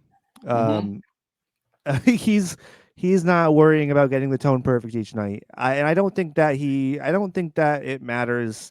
I mean, and again, this is just another parasocial thing where I feel like I'm in their heads. Obviously I'm not, but yes. I don't think that they are wasting so much time thinking about getting the exact right tone. That's crazy to me.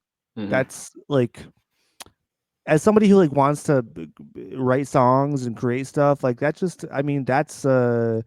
it's part of the package, but it's more of an afterthought than I mean, it's an important part of the equation, to be sure, but if you're on Green Day's level, that's awesome. They have people that can dial it in every night, just make sure the tone is perfect. But if they were a bar band or a band that was just playing smaller venues, I don't think that they would really care all that much if it was the exact tone from the record or whatever.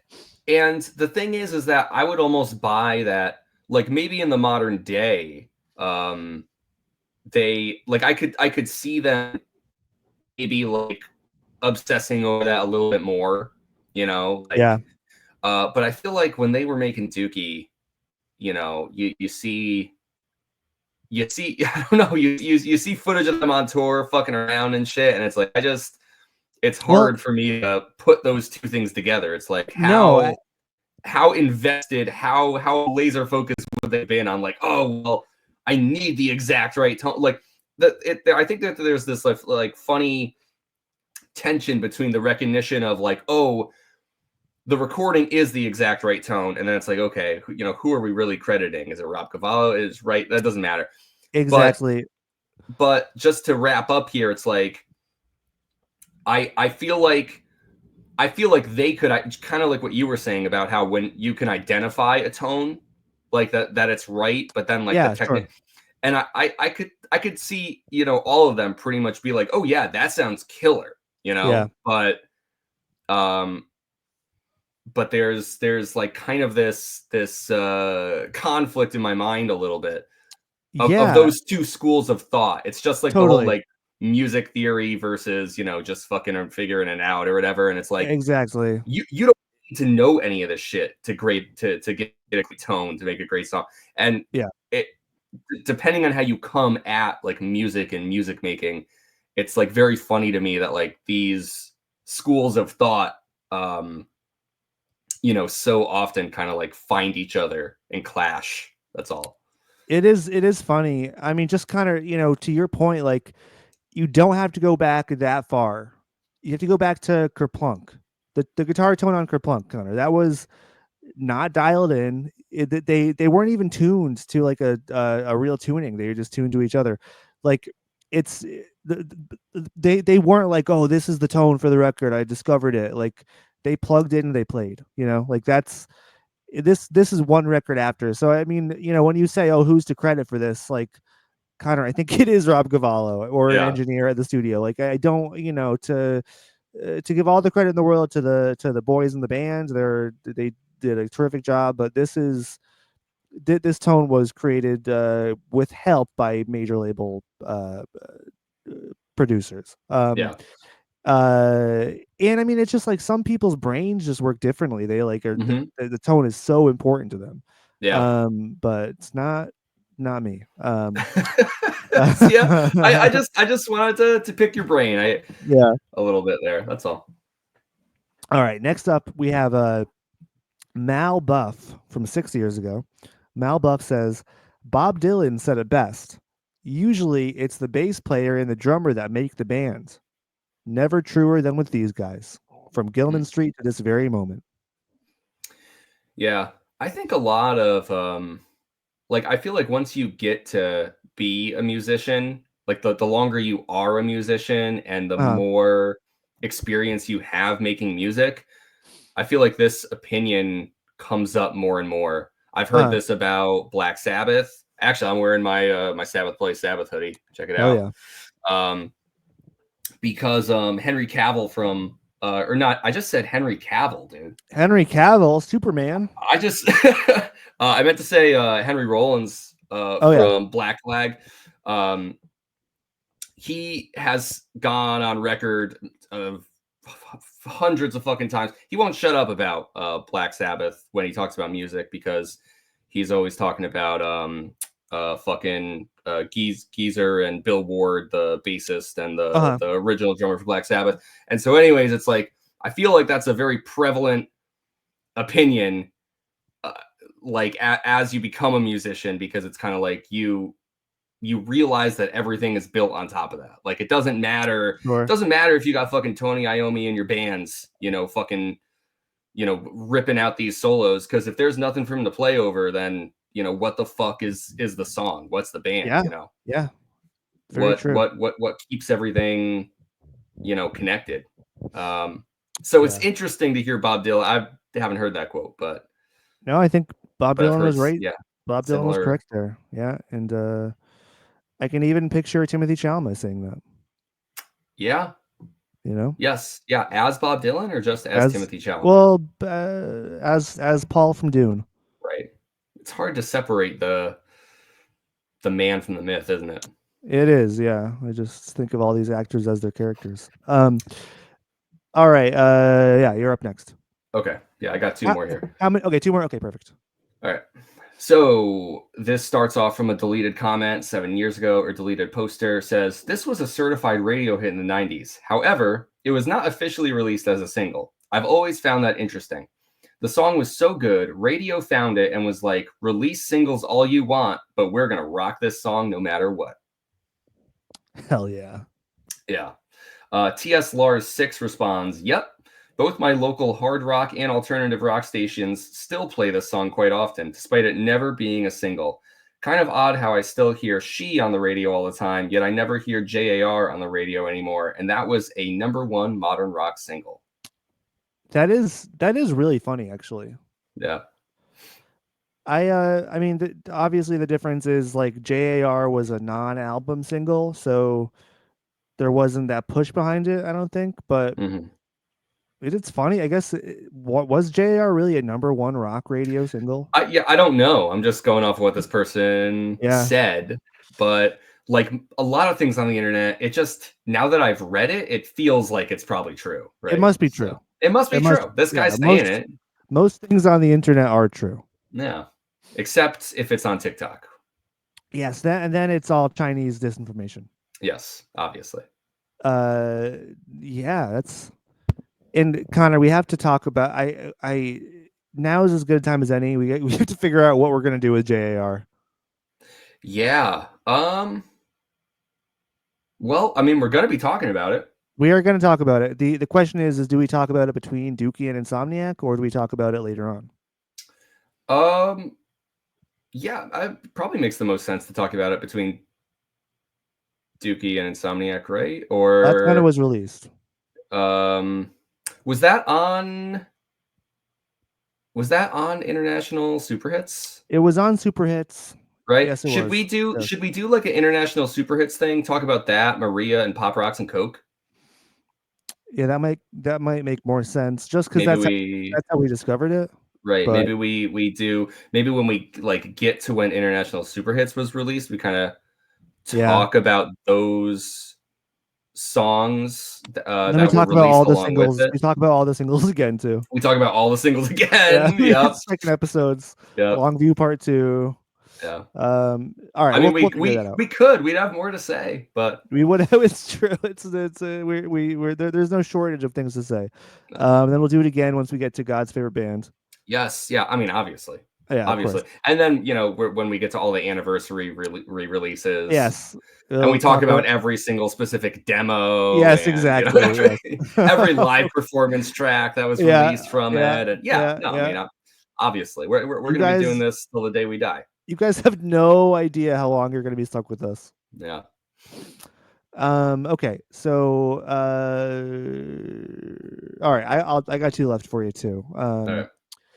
Let's see. This is Elbow Drop 3596 from 9 years ago. They say, "Man, I can't believe this album is 50 years old already. I remember hearing this for the first time when it came out. I was blown away. Good album." And then there's 3 replies. Captain Fuck 1 says, "I think you mean 20 years. This is from 9 years ago. So, and top, I think this guy's name is a slur, so I'm not going to say it. Yeah. Okay. He has like he has like the frog, the frog. Oh yeah, those picture motherfuckers. Yeah. He says based, so he's a bigot of some sort. Yeah. Anyways, but then Lovey Jones says, "So that would mean Billy Joe was 1 year old when he made it." Yeah. I talking about 50 years ago, I just love the idea of I don't know when this comment was posted, but like people in the 60s or whatever just like blasting Dookie like Dookie, I mean, Green Day actually performed at Woodstock 69, not Woodstock 94. Yeah. Changed the entire course of human history. I know. That's a really funny thing to think. I guess that was just a typo. They didn't make any corrections, so maybe they're just living their lives thinking that I mean, that was 9 years ago they commented it, so now they think it's 60 years old. They're like, they see Green Day on TV. They're like, those guys look pretty good for being their 70s. Yeah. Holy shit! Yeah. Right, like contemporaries with Rolling Stones and shit. Just yeah, like yeah. He's Billy Joe is as old as Mick Jagger. Yeah. Oh my god. Okay. Here's my last one. Okay. Boris the dog from 9 years ago. Mm. So is there a female singing backups in certain parts of it, or is that still Mike? And then Resi Idiot says Mike and some added effects. He can sing real high. I think they're talking about the scream. They think it's Mike. Oh, you think it's the scream? Okay, yeah. And then okay. Deleted. I always thought they brought one of their girlfriends in to sing those parts. I guess I was wrong. Boris the dog says, huh, neat. And then the last comment is from Potla. They say, I always thought Green Day had someone come into the studio to record backing vocals for She until I watched some live YouTube videos and heard Mike singing. I mean, it's hard to say. Like, do they just, because there are, we neglected to mention there are good harmonies in the chorus. So it I think maybe some people in that comment chain are talking about the scream and others maybe are talking about the harmonies. Mm-hmm. I don't know. But I mean, neither particularly sound particularly like a female singer to me. So I don't know. Yeah. It's just just a weird idea that's in their heads, I guess. Yeah, I agree. I almost feel like because the song is called She, yeah, they just got this idea. They were like, oh yeah, well, they must have asked a girl to sing on it, right? Absolutely, Connor. They're like, this song can't be called She without a female singer. Yeah. Otherwise, why would they make it? It's a feminist anthem, but it can't be all boys. Yeah, that's weird. People just have weird fucking ideas. Yeah. Yeah. Well, but there is a thing. There is like, a trope in rock and roll where it's like there's female mystery singers. Like bands will have like female backing vocals in like one of their songs on an album and not credit them. Mm-hmm. Like it happens like throughout rock and roll history. They always bring a girl into the studio and have them record backing vocals, and then no one knows who it is, and that's this big mystery.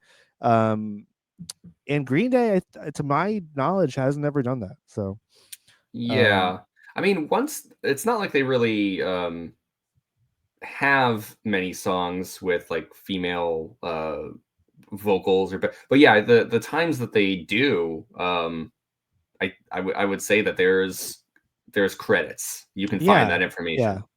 Yeah. So I mean, even my band Revolution Arcade, we did it, and but it was only because it was my bandmate's aunt, and she didn't want to be credited. So, don't blame us, please. Okay. It kind of sounds like you are perpetuating a misogynistic rock and roll trope, if you ask me. I'm gonna have to do a notes app apology now. It sounds like you're part of the problem. Maybe you gotta go back and re-listen to the lyrics of She. But yeah, I might have. That's a good idea, kind of just to educate myself a little bit, and then maybe I'll use ChatGPT to make an apology post for social media. That, I mean, there's no other way to do it. Yeah, no, that'll make everyone happy. All right. Let's see. All right, I lied, Connor. I have 2 left. Is that okay? Oh, great. All right, whatever. All right. Okay. So this first one is Tanya ARVIND 3219 from 5 years ago. Tanya says, if the vocals of Nice Guys Finish Last were a little bit slower, it fits perfectly with the instrumentals of this song. Kind of like a more mellow version at the beginning, but the timings work really well. Yeah, can you picture that? I can actually. Yeah.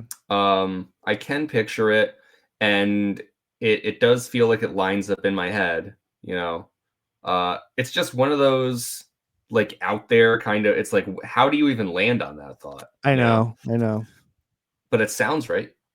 It does. All right. So this is my final comment. And I think this is the one I referenced previously. This is Projitor PG 4335. Projitor says, my heavy metal guitarist friend once told me at 1 minute and 30 seconds in this song, you'll hear the best guitar solo ever. ... There's no solo, and that's amazing. Yeah. So, there you have it. Yeah. It's kind of funny that your heavy metal friends who, you know, probably be listening to music with like a lot of like heavy soloing. They're listening to She, and they but I mean, I don't know. I don't know. Yeah, I still wouldn't call it a solo. I think it's funny that they're... Oh no, it's not a solo, but I can almost see like a heavy metal guy like having heard the song a couple times, and he like just has it in his mind that that's where a solo is, and is like, oh man, the solo to this rocks, and then it comes and it doesn't happen. But it's still awesome. So that's just a funny moment. We've all had that metal friend, that heavy metal friend who's you know, who doesn't know what a solo is. No, he's like, oh yeah, I listen to Slayer and other Metallica, bands, other metal bands, Pantera. But that one Green Day song was pretty good. Right. Not even pretty good. Isn't the comment like the best solo or something? He calls it the best solo. It's pretty hyperbolic. I know. That's quite the claim to make about a song with no solo. And then there's not even a solo. I love it. Come on. All right, Connor, who the fuck wins today's comment of the week award? You know, dude, we went back and forth a lot here. We read a lot of comments. We did, yeah. This time, I am giving my vote to the very first comment that you read, Connor. Oh wow, okay. The woman who said she's no longer with her husband, and her and her daughter are blasting She to this day. I just feel like that says it all. That's my vote. I agree, and I think, you know, you kind of dove into Reddit, and there was a lot of good that you dug up there, but and I'm not being lazy here. I'm not just agreeing. I'm not just agreeing with you out of because it's the end of the episode, and I want to wrap things up, and you know, whatever. But no, because I think this comment does, and I honestly, I swear to God, I didn't realize this until we started talking about it on the podcast. It does kind of it kind of evokes the spirit of She. You're right. Like, good on that mom, good on the teenage daughter, good on the teenage granddaughter now, you know. That's a great lineage of you know, it's a great tradition of mothers and daughters enjoying this song. That's it's pretty heartwarming, honestly. And I hope the three of them went out to see the show on the Saviors Tour this year. Oh yeah. That would have been perfect. So yeah, that they win the award for me too. Let's see, what was their name? That was Katie Kane 5247. So Katie, if you are listening, please let us know, and we will reward you handsomely, as we do everyone who wins this this very prestigious award. Much coveted and sought after. Absolutely. And if you are a previous winner, rest assured your prize is on the way. It will be there eventually. It's just after the holiday season, now the inauguration, and there's going to be the snowstorm. These things. There are reasons. Yes, there are reasons. Anyways, Connor, any final thoughts before we wrap things up? You know, not I don't really feel like I have anything to add.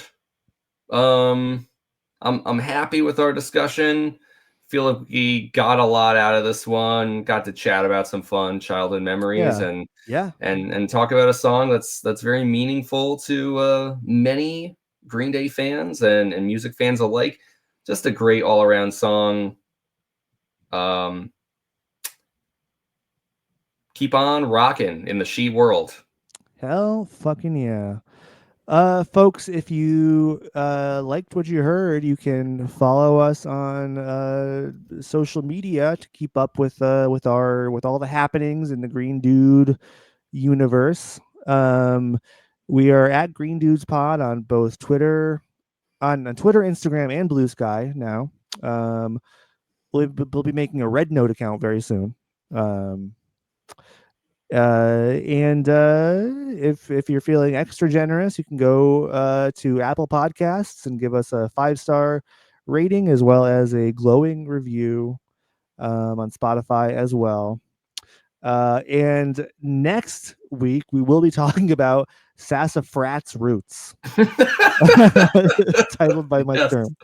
And I'm all ready, so I'm just taking it easy for this week. I don't got to research anything. We're gonna start the episode, and you're gonna have everything pulled up for She, and just God damn it.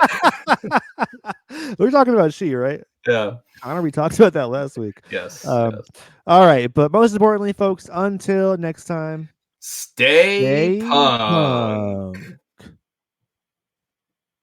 All right, and we are done. Was anyone listening?